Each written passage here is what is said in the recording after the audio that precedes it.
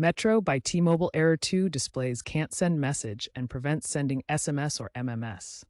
This stems from connectivity or configuration issues. First, toggle airplane mode to refresh your network connection.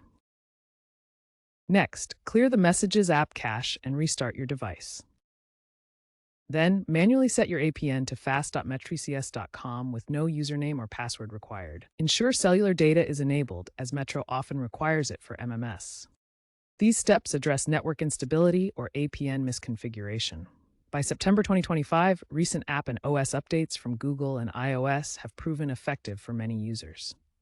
If basic troubleshooting fails, contact T-Mobile support directly for assistance with SIM reactivation.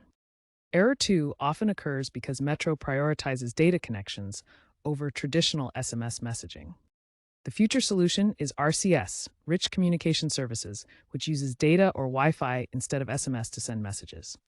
Metro is integrating RCS, and 5G network enhancements further reduce messaging errors. For persistent issues, ensure device compatibility, especially with 5G networks. T-Mobile plans a firmware update for Metro devices by Q4 to address these issues. While AI-driven troubleshooting is emerging, manual fixes remain crucial for now. Network outages can also trigger Error 2, so be patient until T-Mobile resolves them. Be cautious with manual APN changes to avoid security risks. Always use official T-Mobile tools. For business users with high-volume messaging needs, upgrading to a postpaid T-Mobile plan may resolve persistent issues.